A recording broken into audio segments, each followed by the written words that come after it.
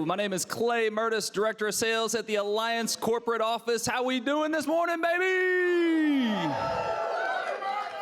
Hey, who came here to this boot camp to maybe sharpen their sales skills a little bit?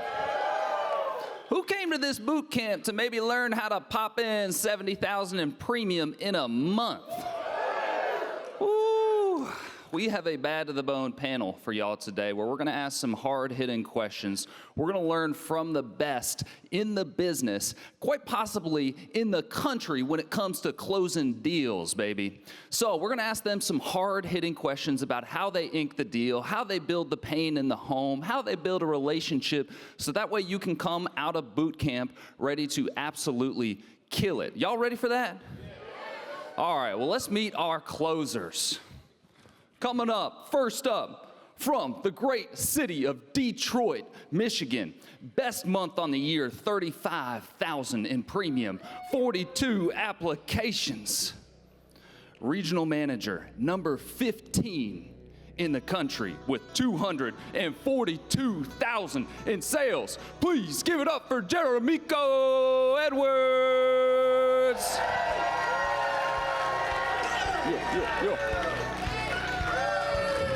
Your second closer, coming to you from Melbourne, Florida, with a best month this year of $71,035 applications.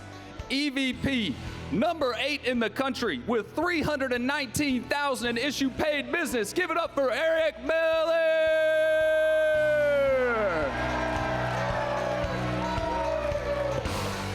And coming to you from Houston, Texas, with a biggest month of $81,000 in production. District manager number 5 in the country with $376,000 in personal production. Give it up for Jonathan Yankee.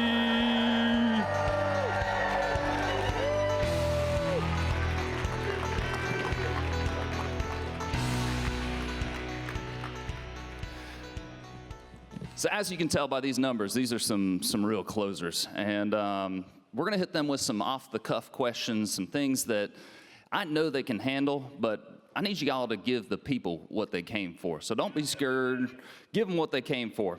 We're gonna kind of jump right into it because we've got a ton of content to cover, gentlemen. And Jonathan, I wanna talk to you first. How do you personally prepare for a run day? So we're talking pre-appointment. You're getting ready for a run day. You're getting ready to put up $81,000 in a month. How do you prepare for a run day, sir? Thank you for the question. You guys enjoying the conference so far? So all of us are different, right? But we're more alike than we are different.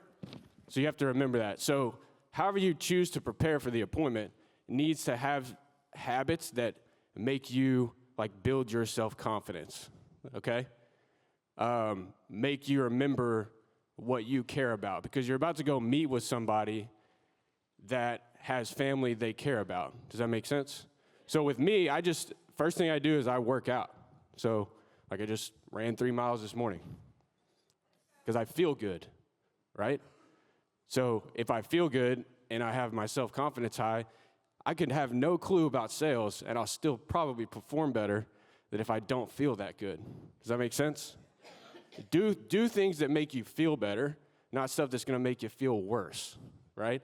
So that's the number one thing. It could be reading a book, so not every day do I work out, so sometimes it's just reading for half an hour before I go on to appointments. And then in the beginning, I don't do this as much as I do now. I would list out all the policies that I owned on myself before I was going out to see people. And then I would put them in my backpack so I knew, hey, whatever they tell me, I'm paying for insurance on myself. So if they tell me something that I think's bull, I'm gonna be like, okay, well, let me show you. Like, I've got it on myself. I'm not telling you should do the same thing, but I'm convicted, right? So now I have a higher transfer of belief. And I also don't have to give them as much pressure, right? So my credibility is higher and my pressure is lower. Does that make sense? So I hope that answers the question, but keep it simple, but figure out something that works for you. That's what I do. I like it. Bel-Air, similar style question, but can you talk a little bit about your mindset coming into a day so that way you're locked in helping families? Yes, and I'm glad he said different because I can walk 3 feet in the morning. And that's what's getting me going at 58 years old. So, Jesus Christ, 3.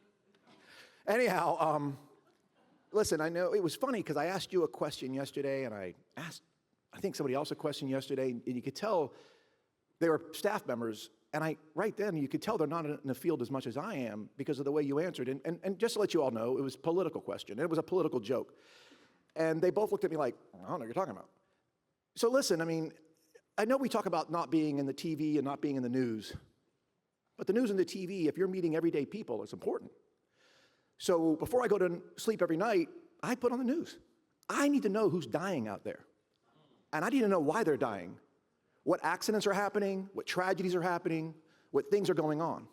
And right now we're in an election cycle, and I need to know what nonsense and what good stuff is being said because clients want to talk about that stuff at the table. They bring that stuff up. I mean, the other day, somebody gave me a button for their political party, and it wasn't my political party, and it wasn't my choice for the election, but I took it with a smile. Yeah, man, I hope they win. But, this might come across kind of wrong in a way. But listen, I'm a very straight shooter when it comes to no fabrication, no exaggeration when it comes to the product. No exaggeration, no fabrication when it comes to how I can assist you in getting the best damn price in America with the best value. It's going to help your family the best out there. But I am a chameleon, depending on who I'm sitting in front of. I am going to mirror that person.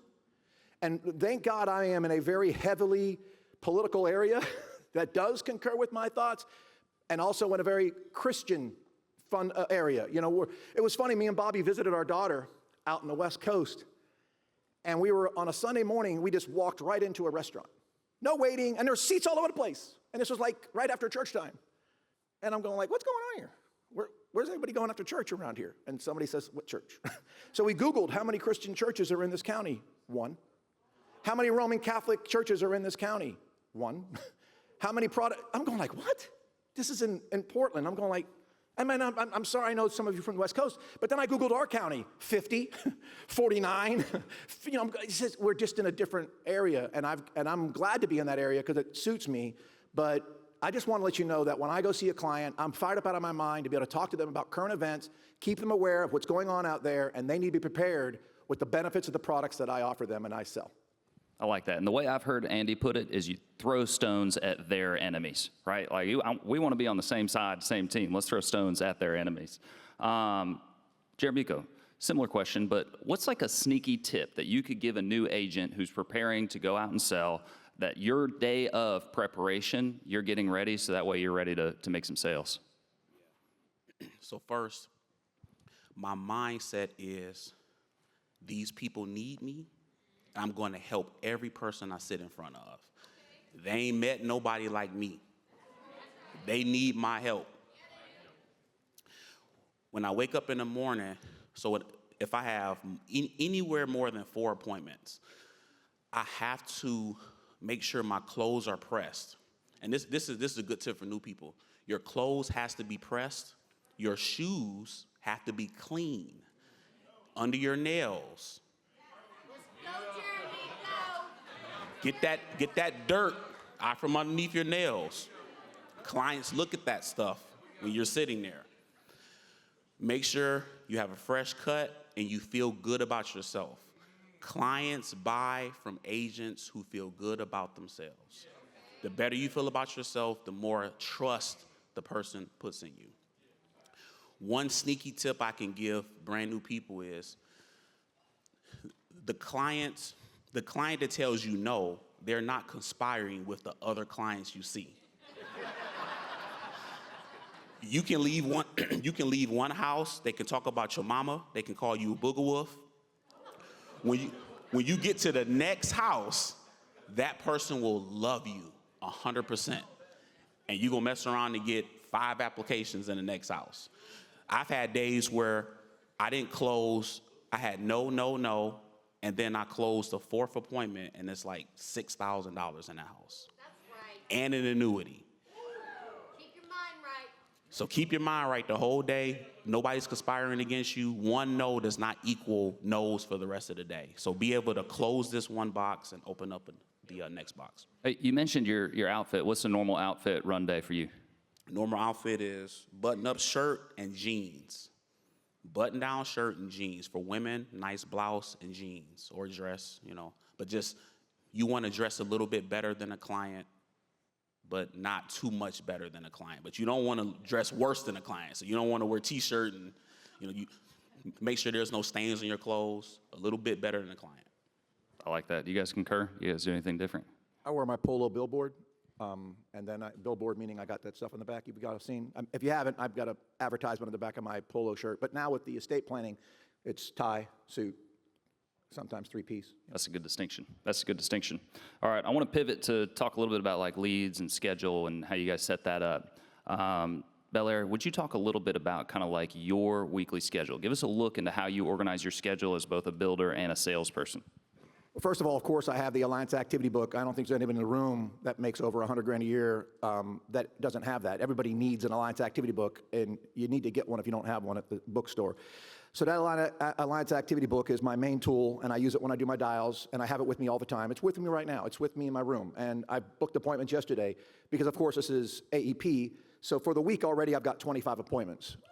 It's just insane. And I'm booking them one after the other. So I like to book appointments. It's so funny, a client the other day, I'm booking appointments for an hour, and then I got an hour between each appointment. And that's because of drive time. And I don't know how long the appointment's gonna last. So I said to one client, I actually gave her my schedule because she goes, can't you do me earlier in the day? And I said, I said, I could do you this day or I can do you this day. And she goes, you really need 2 hours at each appointment? Like I guess she's thinking like, is that long you're gonna take with me? I said, no, ma'am. I said, no. I said, it's usually less than an hour, but I've got to give my time to get to the next house because of traffic and this and that. And listen, if I'm ahead of schedule, I always have my other leads with me. So I'm constantly doing hot knocks and I'm constantly getting in front of people's houses that I haven't been able to get a hold of. And always have that with you as well. Have your delivery notes with you, your sticker notes. If you don't have those, buy those as well. Have the tools you need in your vehicle so that you can do what you need to do during the day. Typically in a week, during AEP, I'm gonna schedule 40 to 50 appointments a week. When it's not AEP, I'm shooting for 15 to 25 appointments a week. And the other thing is, I know that we are all, wanting to do appointments, within 48 hours. To me, one thing that's different is I'm gonna be flexible and I'm gonna bend to the client. And I'm handling local clients. I'm not handling clients that are in another state necessarily that I go see face to face. So one of the things I do, and I just told you I have all these appointments next week, I've got a trust appointment at 3:15 on Friday afternoon, and it's in their home, which is a weird trust appointment, but I've got other appointments that morning. On Friday.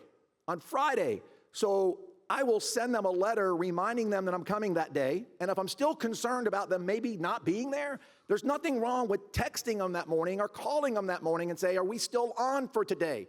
I understand that there's some people that go, but listen, when I go to my dentist, when I go to my, my doctor, when I go to do this or that, they're reminding me, when people come into my house for an air conditioner repair, are you gonna be home? They don't wanna waste their time. So if you do book over 48 hours, there's ways of making sure that client doesn't no-show you. And I have a very low no-show rate. If you're local, the letter's gonna show up within a day or two. And if you want, you can still call them or text them that morning. If they want your help, if they need your help, they're gonna say, damn right, I'm gonna be here, and I'm gonna be there too. So that's my schedule for the week. That's good. I like that. Jonathan, can you talk a little bit about like maybe your mindset when it comes to leads and maybe some of the misconceptions when you were a new agent you had about leads? Yeah, so first, leads are a gold mine, baby. Woo! That's my mindset, and here's why, okay? Don't quote me on this, but there's 2 companies. You can do the research yourself.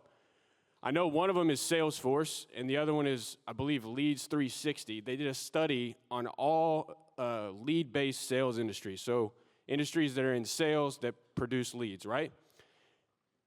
Salespeople don't call them, 90% of the salespeople don't call the lead after the third time. What the heck, man? I read that stat and I was like, this has got to be false. Like, this cannot be real.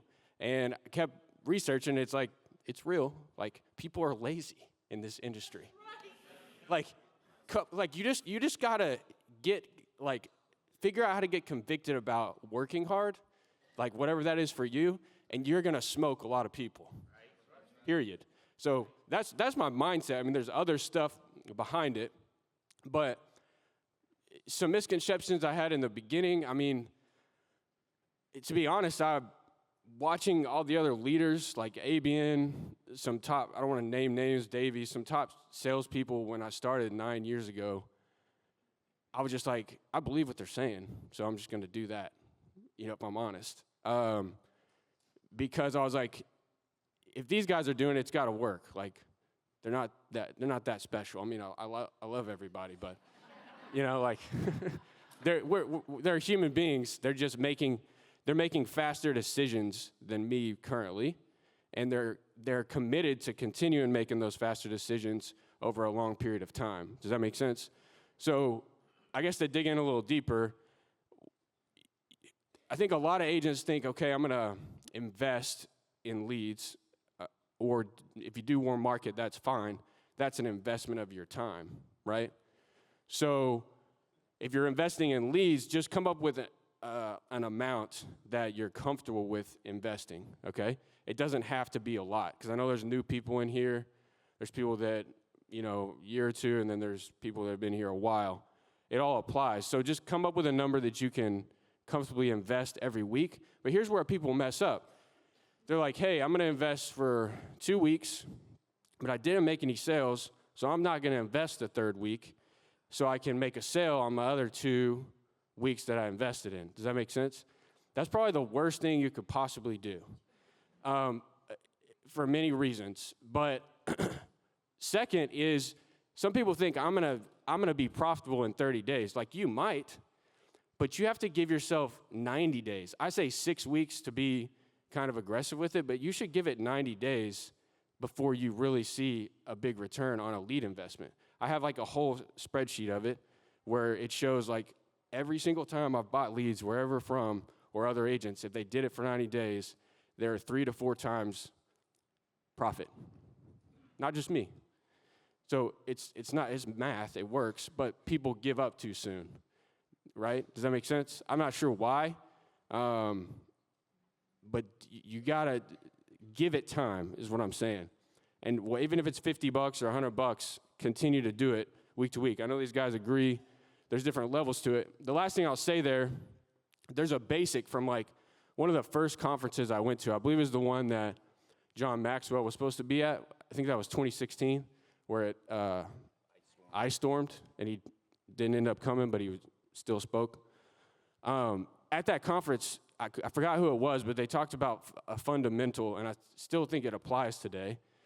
And the first thing is, you need to get 3 applications. This is for newer people, but us older people need to be reminded of it because it works.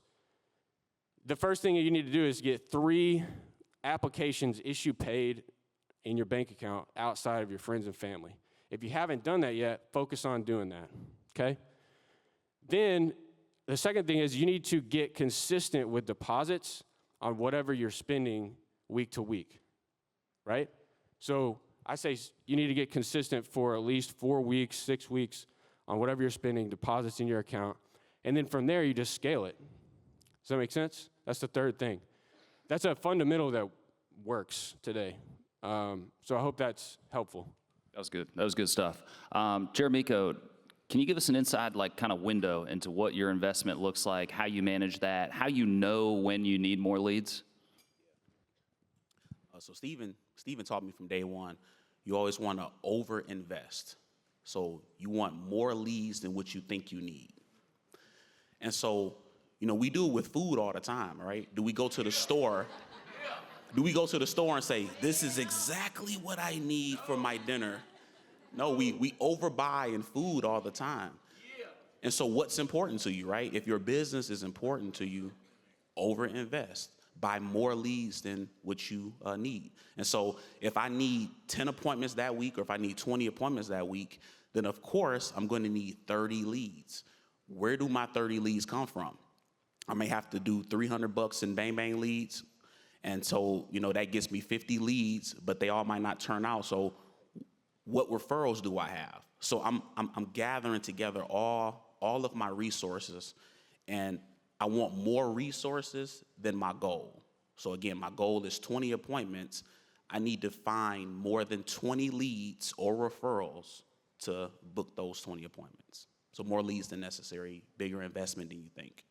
I like that. And Belair, to close on leads, man, will you talk, because you're the master at like just getting clients to buy different stuff. Can you talk about some of your alternative ways of making sales other than just that first lead? Yeah, I was just thinking what he was saying. I'm thinking about when he brought up food. Got hungry a little bit there.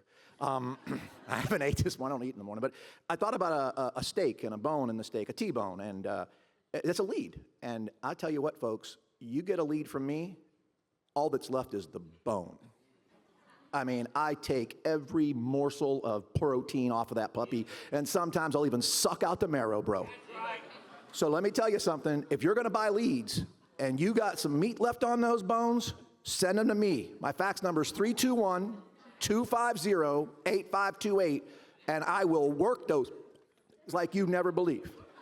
Anyhow, so when you're in a client's home and you're buying a final expense lead, do you think that that person only is interested in the day that they're going to die? Because what about their grandchildren? What about their other families and friends that might have mortgages? What about the fact that they're over age 65 and they need Medicare? What about the fact that they're getting ready to retire and they need retirement protection? Listen, I'm always changing and morphing and developing new ways of getting my products in front of clients, the things that we can help clients with. And now the back of my business card, it's the best one I've ever had. I mean, it lists the 6 things. It's a really cool, the printer said, let's do it horizontal, bro. So we did it horizontal on the back, and I've got these little chimes and these rhymes, like estate planning. I can't even remember the rhyme right now, but don't leave your family behind. Don't leave your family in a bind. Don't be behind, whatever. No. But anyhow, what we're doing is we're going into a home. We're working the purpose of what they ask for, but then we are going over the other things that we can do for them. And sometimes we'll do it right there on the spot, or other times it will be you book an appointment from an appointment, a bam fam. But the fact of the matter is they've got to know what else you've got in your arsenal, because there's other ways they can help them. By the way, I am so damn good at it. I got clients calling me freaking constantly. Hey, can you help me with my home insurance? Can you help me with my car insurance? No, dude, no. But I got a name. I got a person. But that's what I'm saying. I want to be their guy. I want to be the guy that helps them throughout their life with their insurance needs. I like that. And I'd be remiss if I didn't plug LPT. They are our lead advisement group. They got a booth. You can book a time if you're looking for a lead scheduling appointment. They're going to sell you on investing in leads. And you're like, I don't want to get sold on investing in leads. Bro, they're going to sell you on growing your business. So they will advise you along with your upline to get a good mix of leads. Additionally, we have Cindy Seal, who helps our direct mail lead flow. She does all of that business, and John Davis and Bang Bang. So if you're thinking about your lead game plan, these are consultants that you have access to that Andy's provided to help you increase your investment, increase your premium. All right, let's pivot. Let's talk about like closing and making the actual sale. Jonathan, will you talk a little bit about kind of like how you set expectations with your clients? Because a lot of what we talked about was like, y'all don't really get that many objections. So can you talk about how you create expectations with a client to avoid objections down the road? Yeah, for sure. So I'm going to give you a book to read that has helped me tremendously. It's called Everyone Communicates, Few Connect. And it's a funny story. I'm sitting next to Belair. I think I was a year and a half in the company, and I was having problems closing. I was closing enough to, make money, but I was really frustrated. And someone said, you need to talk to somebody else. And I had I don't know if you remember, like a 15-minute conversation. And he basically said, you do not care. You care more about yourself than you do these people you're meeting with. And until you can get over that, you're not going to get any better.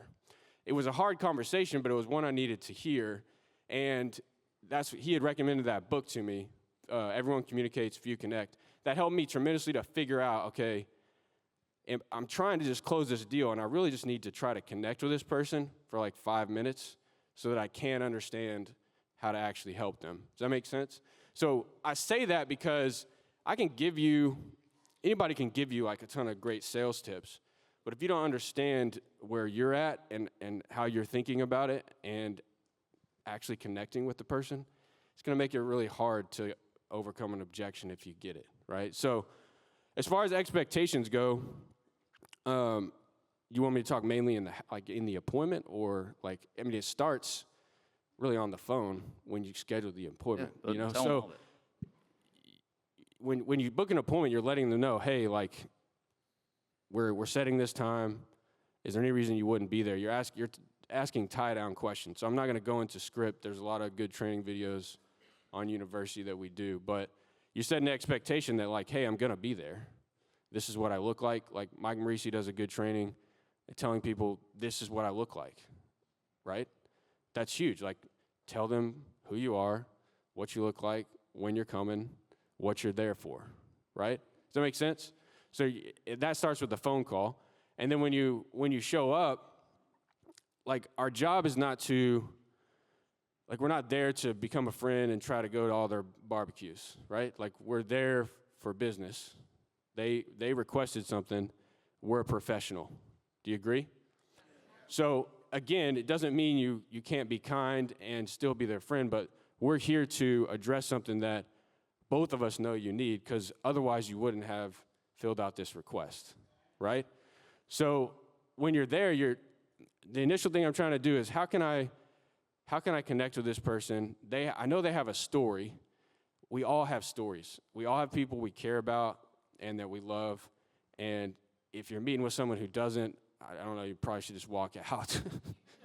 You're not human. So I'm trying to figure out, hey, what's going on in their life? Like, what's their story? What are they, like, a thing that I think about is, like, what do they know about money? Like, what were they taught about insurance?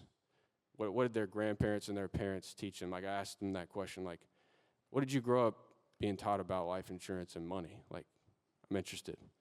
Because, like, I've learned a ton in this business, but I wasn't taught much about it when I was growing up, if I'm honest, right? So that can help you be on the same page with them, but also set an expectation that if you can connect with them there, like, we're going to do something, right? So 5 minutes, try to connect, and then letting them know, hey, I'm licensed. These are the companies that I work with. I'm going to look with you, right, for something that fits your needs and your budget. And I'm summarizing it, and then what we're going to do is, this is not something that we can purchase. We have to qualify for it. Does that make sense? So this might lead into another question you ask us, but that's a lot of people miss at that section saying, if you're not approved, we're going to come back and put you with somebody else. Because a lot of people get a decline and they're like, well, what do I say to them? Well, I tell them exactly what we're going to do before we even submit the first app. I'm like, hey, if we can't get you here or with one of the best options for your budget and you're declined, no big deal. It happens quite often. We're going to place you with another company that's just as good. Clear? So they already know if they're not approved, I'm calling them and putting them somewhere else, right? That'll double your income right there if you're getting declines. So yeah, I mean, and then you're submitting the business. Obviously, you're going to ask questions, but that's the expectations I set with them. Like, this is what we're doing. Do you understand? So the reason I bring up that book is because, like, we could talk for hours up here about sales, okay? But for the sake of time, in that book, it talks about what do I want people to understand, like, what do I want Spencer to understand if I'm talking to him about his family? What do I want him to feel, and what do I want him to do? Those three things. So again, that's the expectations I'm trying to set with them and write the business, get them as a client. And then, like Eric said, we have tons of other stuff we can help them with after that. I like that. So you've kind of set the table perfectly for Eric, who's going to talk now. Give me some of your, like, how you build the emotion, right? So he set them up for what's going to happen today. When you're sitting with a client, how do you build the pain? How do you build the emotion? Well, you know, the thing is, most importantly, is they know why I'm there. They know my purpose. They know my intent. And the reason I'm sitting there is they know they're going to die one day. If we're talking about a life appointment, they know they're going to die one day. So what I do is I try to bring up that past pain. So can I turn it around on you for a second? Please. So Clay, are your mom and dad still alive? They are, yeah. And are you married now? Almost. Almost. Is your soon-to-be wife's parents both still alive? Yes. Okay. And that's going to happen. They're young, and you're in a home of young folks. But don't stop. So let me ask you something, Clay. Are your grandparents both still alive? No. Both? No, got one of 4 left. One of 4 left. Yeah. Wow. Did you know them? Because I didn't get to know any of my grandparents in my life. 2 died before I was born. 1 died while I was alive. And the one that died while you were alive, were you close to that grandparent? Yeah, very much so. How old were when they died? They were 72. I was 11. 72 is young to die. Yeah. That's way below the average life expectancy. How did they die? Was it an accident or Heart attack. heart attack? Yeah. I'm sorry if you're lost. Let me ask you something. I know you're only 11 years old. Do you remember if your family and they had a plan in place to help? Was it a grandfather or a grandmother? Grandfather. Did they have a plan in place to help your grandfather to take care of those financial obligations of death and burial and everything else? He did, and he actually had a plan on me. Oh my God, that's awesome, dude. Let me tell you something. What's your soon-to-be wife's name? Jasmine. Jasmine. I promise you something, Jasmine. I promise you something, Clay. I'm not going to leave here today until we do what your grandfather did. Agreed? Yeah. Agreed? Agreed. Come on, man. You could close the ATM right there and just do it. And if you go ahead and complete the ATM, and I know where I'm jumping ahead, but I think we are on kind of like objections, and this is why we don't get objections. If he says to me, nah, I go, but remember when we checked right here, we agreed? You could do that. You could pull that trump card. Anyhow, you can... And you can say, we agreed. Remember, Jasmine? And you always go back to the wife that's going to feel the real pain, right? And the same thing for her. I would ask her if her parents are still alive, or if her grandparents are still alive. And if you're really young, they may all still be alive. But I'm there for a reason. You must know about death. So I'm going to sit there and say, Clay, in your life, how old are you? 32. 32. Let's take your grandfather out of the picture. Have you been to a funeral in your life? Yes. Besides who was that? Family friend. A family friend. How old? They were 46. That had to be an accident or? Multiple organ failure. Dude, man, I know why I'm here tonight. You've got this concern, right? You know that you're not promised a tomorrow, right? Yeah. I promise you. By the way, and then we asked that 46-year-old, have a plan? Do you know if the family would? Do you see what I'm getting at? You got to build that, and then you got the deal done. So Beautiful, beautiful. Jeremico, do you have any other why questions that you could give people that kind of help them understand the pain, or is your process pretty similar to Eric's? Mine is more simple. So like the basic. Sorry, Eric. I went to Detroit Public School. I gotta simplify. You'd be good for a Geico commercial. The basic breakdown in my head in an appointment is, what do they have, what do they need, and can I fit their budget? So this is what I'm displaying to them. Like, this is what I'm trying to portray to them. Now, within that, you ask questions like Eric did, like you diagnose and you ask questions, but I have to get to those 3 answers. I have to find out what they have, what they need, and can I solve their problem? So you ask a lot of questions. The main thing is, so when I'm going into what you have, I want to know why they have what they have now. When I'm going into what they need, I'm asking, why do you feel like you need this coverage? So if they got a $50,000 life insurance policy through another company and they have a $100,000 mortgage, I want to know, did they want more coverage? Is this okay with you? What do you think so what will happen? So if you had a die last week, and this is a good question, if you had a die last week, would this be enough? If you had a die last week, would this be enough? So again, I'm getting out those, I'm trying to figure out what they need so I can see how to diagnose. Some people new agents give quotes, and you don't even know why they need the policy. I'm not giving you anything. I mean, because I feel like if I give quotes and then they run away, it's like I've been stripped. It's like I stripped naked and you just ran away. So it's like, keep your clothes on. Keep your quotes. That's simple. Don't give quotes if you don't know why they need the policy. I like that. I think a lot of people understood that analogy. All right, I want to speed it up right now. So let's talk, because a lot of what we talked was objections, and you guys avoid them. So Jonathan, we're going to go kind of rapid fire through you guys. I'm going to each give you one, and I want you to explain how you avoid it or how you handle it when you get it. So when you're in the home, Jonathan, and somebody says they want to think about it, how do you avoid that? Yeah, so I want to think about it. Usually the most objection you get, is that, or is it a mix of others? Yes, I want to think about it is probably most common. Okay, so if they're getting, I want to think about it, you didn't spend enough time letting them realize they have a problem, okay? But that's fine, it happens.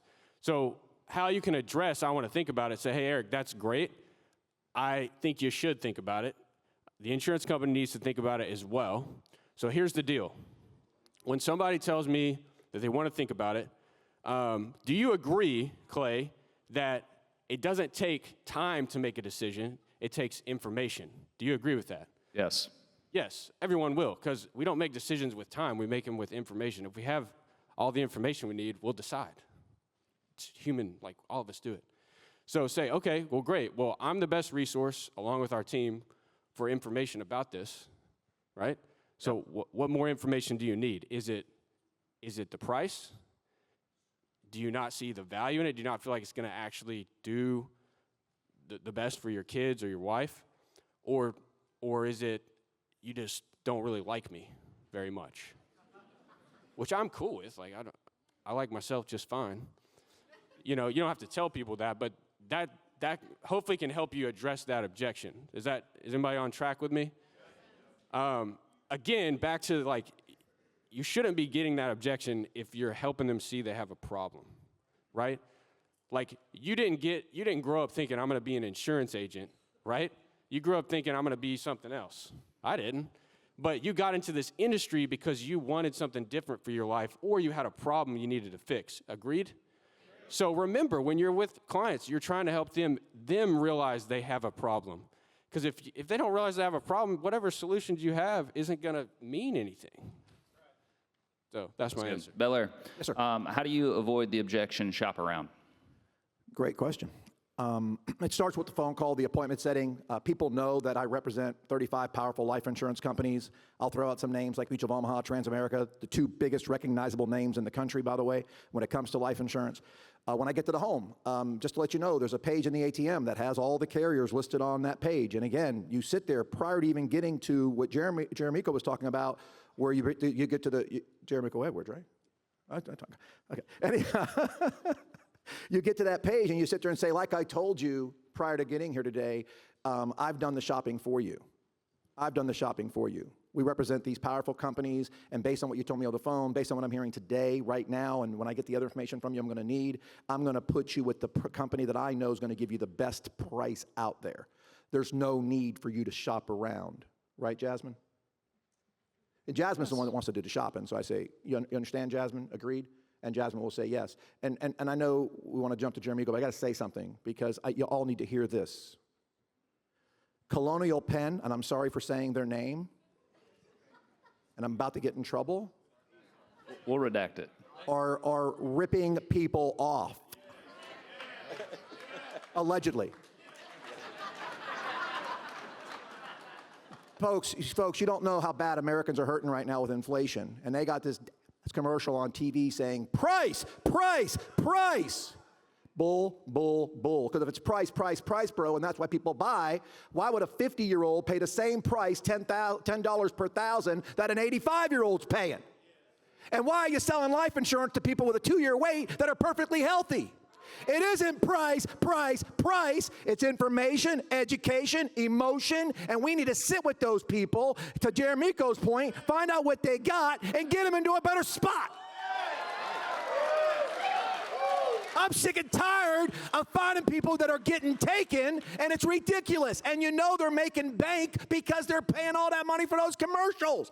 By God, I'm tired of them. Price, price, price. Preach. All right, that was good, Bel Air. I like that. Jeremico, how do you avoid or how do you handle when somebody says, I got to talk to my son, my daughter, my dad, my mom? How do you avoid that third party, situation? Oh, man. I've had them call them on the phone. So on the phone prior, I'll ask them, do they need anybody else there with them? So when I'm booking the appointment, I'll say, hey, do you need your son, father, brother, anybody there with you? They go, oh, no, I can do it by myself. And if I get there and they change their mind, they say they need somebody, and I'll say, call them on the phone. You'll be shocked that people don't think to call them, or agents don't say call them, and they'll call them on the phone, and you can make the sale. I like that. I like that. Jonathan, how do you handle the client that in their head they need $1 million in insurance for $10 a month? And they don't want to do a medical exam, and they're 75 years old, and they got one of those oxygen tanks. How do you deal with that person? I'm going to go fast here. I'm going to say, hey, Clay, do you want a parachute that works 100% of the time or 97% of the time? 100. Well, then this price is not going to get you 100%, dude, and here's why. And then you go into why things are priced that way. How do you get ahead of it in the home? Like, because you're walking in there and you're thinking, oh God, this might have been a mortgage protection, or on the lead it said $1 million. How do you set that expectation early so that way you don't have to do it at the end? Say, hey, what's your understanding of insurance you can get right now? What do you know and understand about insurance you can get? See where they're at. And if they just say, well, I'm not sure, then they just gave you permission to tell them. Accident, term, permanent. Cheap, middle, most expensive. And then you give reasons why. I'm trying to speed up, but. Beautiful. Bel Air, I want to switch gears with you, and I want you to talk a little bit about your referral strategy. How do you get referrals? How do you kind of turn a single sale into a cascading series of sales? Well, remember, the Alliance has great tools that are out there that we train on. One is the ERS, the Emergency Response System. The other one is Legacy Safeguard. And then there's just the pure referral. Just the person you are and the blessing you are and the difference maker you are is contagious. And if you've done the right thing for them and they are totally thrilled and excited about what you were able to do for them because of how good you are, they're going to give you other names. But if you're new at this and you don't have that confidence and you don't have that self-esteem to where you're going like, I'm the best thing since sliced bread and I just did everything I can for this family before they're dead, then that's fine. You can go ahead and use the ERS. And you sit there and say, there are billions and billions of dollars out there in America today that don't get paid out to families when people die.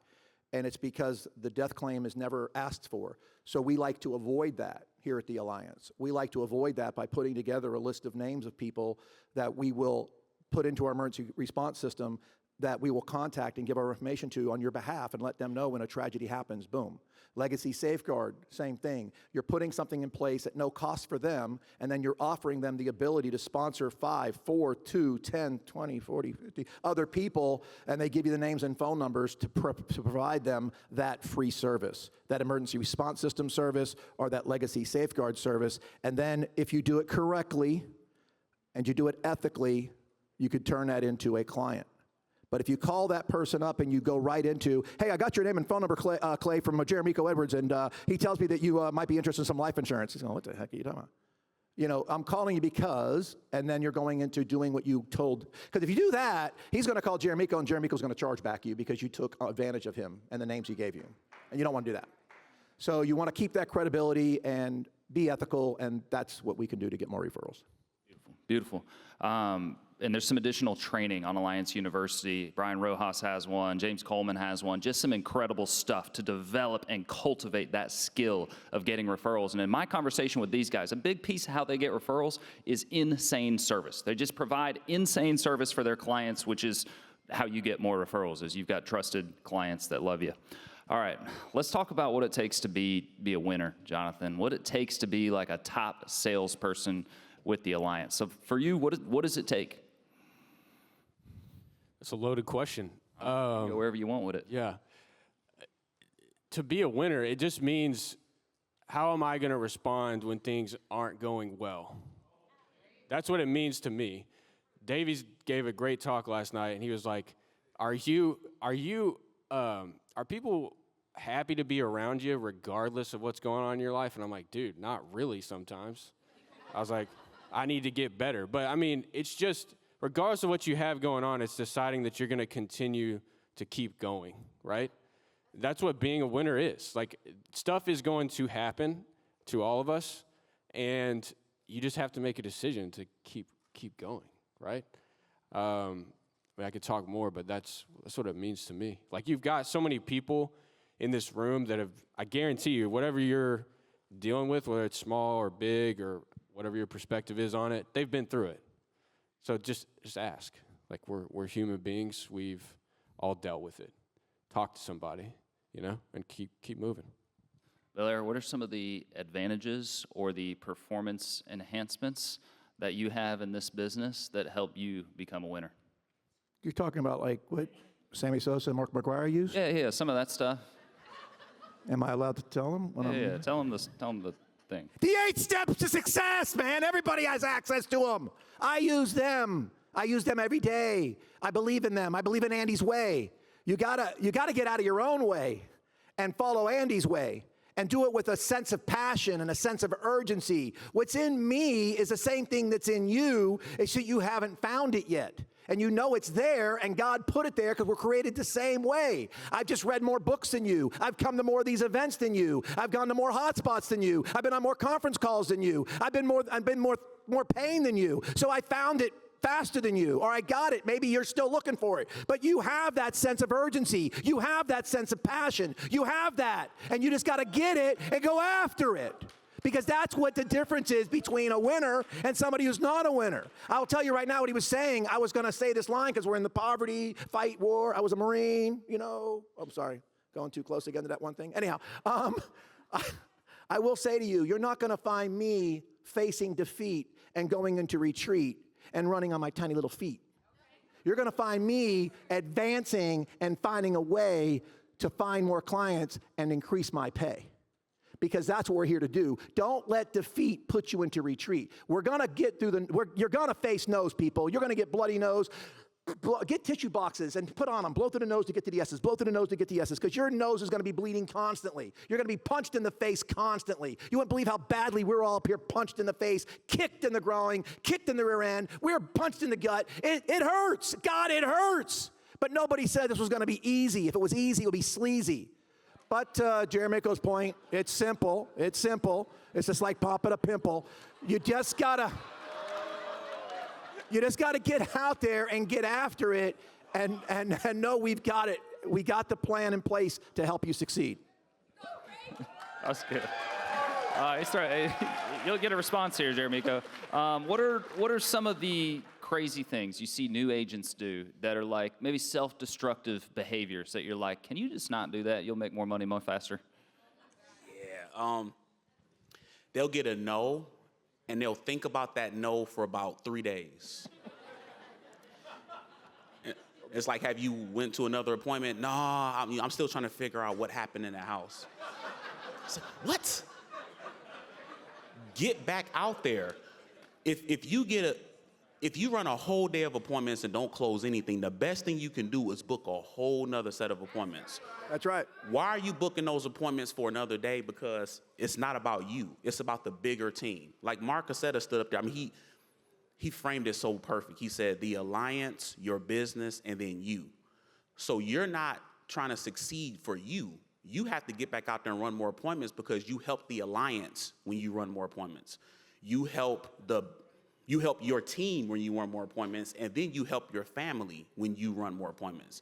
So don't sit and waddle and think about the negative too much. Like, you got to get back out there as soon as possible. Beautiful. Let's put a bow on this thing. I'm a new agent. What should I do, Jonathan? Work. I like that. Belair. You're going to hear about an event coming up in January. Get your ticket fast and get there and be there square and bring somebody with you because it's going to help you get to the next level. Jeremico, wrap us up, dog. What should I do? Work on yourself more than you work on your business, and your business will grow faster. Did y'all learn something from these closers today, baby? Give it up for these closers. Thank you guys, y'all did an awesome job.